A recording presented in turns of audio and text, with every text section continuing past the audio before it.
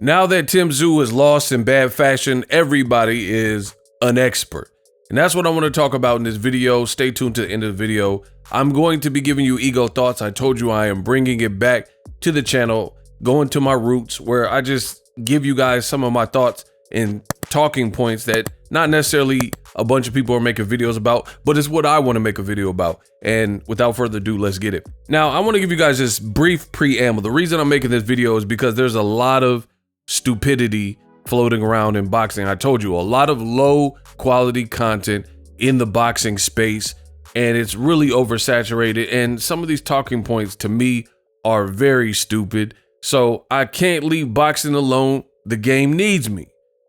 There's this talking point I've seen Sergio Mora and others saying and suggesting that Tszyu losing to Murtazaev was the product of bad matchmaking, and because he lost, you know, this was just so foolish. Now, right then and there, I rejected the deposit. Stupid. This is a very dumb talking point, and I'm gonna explain why. For starters, notice this: in the space of boxing, after an outcome is already rendered, all of a sudden, everybody is an expert. Everybody knew something. Everybody had a funny feeling about what was going to happen. And seemingly everybody predicted this upset or whatever upset in whatever fight. But the only problem is none of these people are on record stating this beforehand. Case in point, I predicted that Andy Ruiz was going to shock and defeat Anthony Joshua. The videos are still up. So in doing that, I became, when it happened, and Andy Ruiz, I told you he had fast hands. Joshua was in Miami. It looked like he was not training as hard as he should be. And I seen the upset coming. I recorded the content and I put it out. People said I was dumb. They said, you don't know boxing. Joshua's going to rip him apart, yada, yada, yada. Long story short, your boy Ego again, the great Ego Stradamus strikes again. And I was right. And that was just one of them. On the channel, I've done several. Pick Kell Brook to beat Sean Porter. Pick Danny Garcia versus Lucas Matisse. At the time at 140, Matisse was mowing down. So a lot of people weren't rocking with this because you can look at Danny's full career now. We're talking about back then in 2013 on the Mayweather Canelo card. So it was a different story. People didn't know as much about Danny Garcia, so they were picking Matisse. So I've been in this game and I've done this. There's a lot of people who offer commentary, but I guarantee you in this Tszyu versus Bakram Murtazaev, none of these people are on record saying that Tszyu shouldn't have taken the fight before the fight. So right then and there, no one really cares because, again, everybody can be an expert after the fact. It's like those end of the world movies where you have a seismologist and he's professing to the world that there's going to be this crazy storm that's going to trigger this crazy earthquake and everybody needs to evacuate. No one believes the seismologist. He just sounds crazy and people are like, no, you're overreacting. And then the major natural disaster happens and then there you have the plot of a movie. So that's the guy I respect. I respect the person who, despite the maddening crowd and all the other scientists and seismologists are against him and saying you're overreacting, he's looking at the data and he's making the read before the earthquake.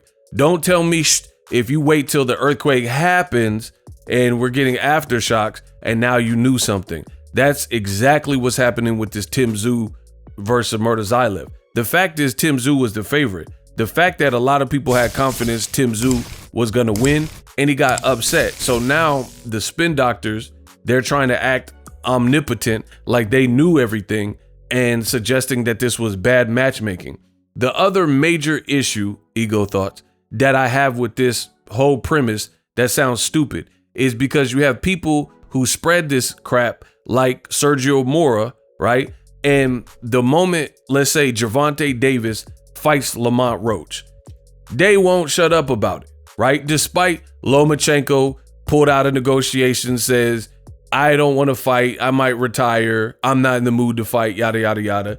Despite that El Rayo, Shakur, and other fights didn't come into fruition, Tank is getting the end of the year fight, to stay busy, stay active, which they say they like. Notice when Jaron Ennis signs to Eddie Hearn in Rematch Room, your boy Ego said, what can Eddie Hearn offer him in terms of making him a star when he doesn't even have any rivals that would make Boots a star signed to him? The best is maybe Conor Benn, and they still haven't made the fight, and he's going on his second fight with Rematch Room, right? And then these same people, the usual suspects, old media, they say stuff like, oh, but Jaron Boots is keeping busy. But they don't like it when Tank is keeping busy, despite knowing the facts of why we arrived at Lamont Roach for the end of the year fight, right? So they disregard all of that. Furthermore, old media, they'll say stuff like, oh, Tank's fighting Lamont Roach. When is he going to step it up? We need the best versus the best. Which one is it? So when it's a black fighter like Tank, you say he needs to step up his resume, despite all the facts that I just went into, let you know all the people he tried to fight that were higher on the wish list, right? Despite that, they'll disregard that and say Tank needs to fight better competition.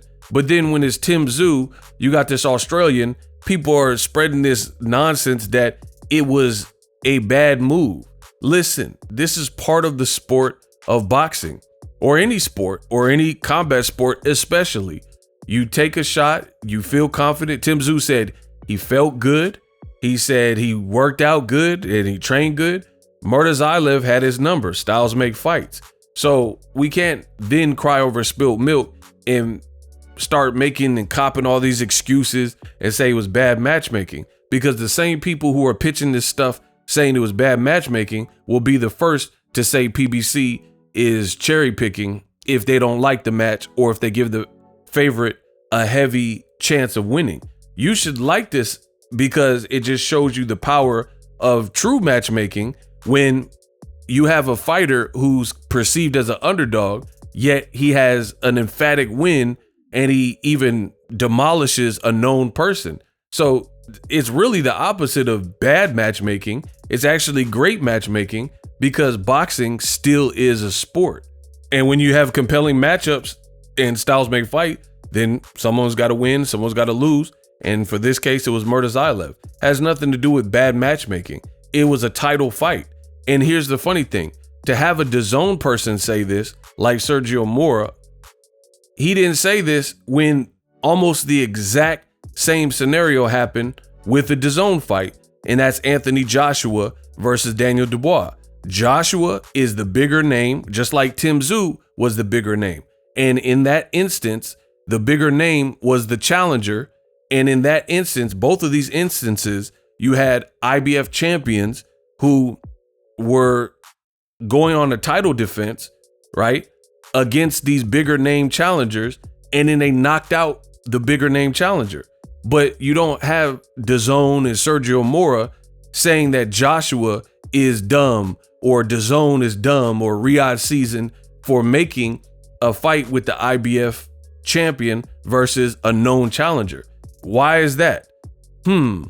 Same exact scenario. IBF champion, title defense, and he knocked out the bigger name and demolished the bigger name. Joshua was hurt in round one, and he really had no moments outside of him thinking he had Dubois hurt, but who cares, because seconds later he gets knocked out. So he would have lost that round anyway, because the fight was over. So Joshua too got demolished by the IBF champion, but notice the focus is on, oh, PBC, why they do this? The other thing is Tszyu is a grown man. He comes from a fight family. His dad is a legend in the game.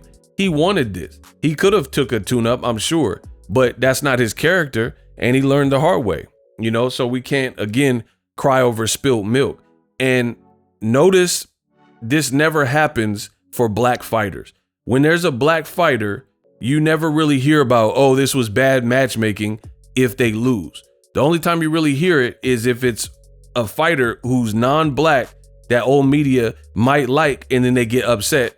And then you start hearing these conversations like, this was poor. Why did they do this off of the Sebastian Fundora loss?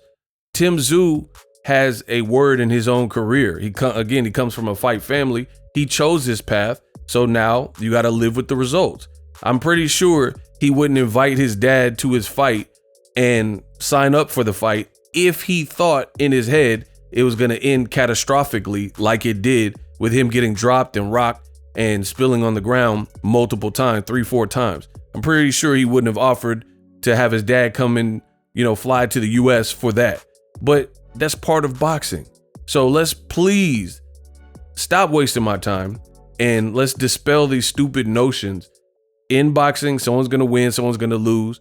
The fact is, you should be praising the IBF because their rankings clearly work, because the guys who are champions in those examples I just gave, Dubois and Murtazaev, they showed you they weren't playing.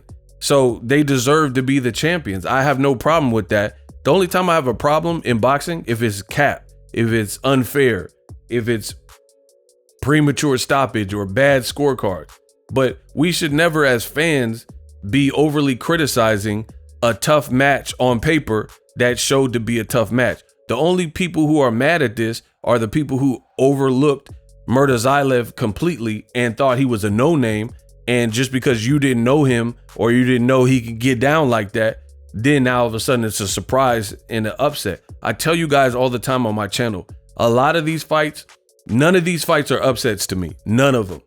The fights you guys label, oh, Joshua got upset by Dubois. Yeah, occasionally I put upset in the title because that's what people are saying. I'm saying to myself personally, none of these fights are. The fact that Dubois knocked out Joshua, I told you that.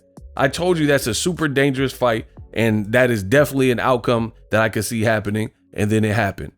People don't know about boxing, and then they carry on, or they haven't heard of a particular fighter, so they discount the fighter and make it like the fighter has no chance. That's why they are so shocked by the outcome. But your boy Ego Stradamus, none of these outcomes are shocking to me. I can't even tell you the last fight where somebody was a favorite and they lost, and I was genuinely surprised, meaning I didn't think that was a possibility. This is you guys. Like Better Be of beating Bivol, that's another one I got right. I told you that I think Better Be of can win here. And I even said a decision. I thought it was going to be a knockout, but I said don't put it past him to get a decision. And then he did that. So again, you guys need to work and be more versed in your boxing knowledge. And then you too can see this a mile away. Like Broner Maidana, that's not a upset to me. It's going to be labeled an upset, but a guy who's hitting like Maidana, who worked on his jab with Robert Garcia and improved his cardio, he's bigger than Broner. He's hitting like a ton of bricks. It's not surprising that he did that. You guys get shocked because how high you play certain guys that you don't think they can lose, right? You think it's impossible. You start believing the hype. So when they lose, you're like, oh, what happened, right? Another one I got right was Teofimo. I told you he was going to beat Lomachenko. Again, I was right. Man, let me get out of here. But yeah, this Tszyu, it was a mistake and bad matchmaking. Miss me with that.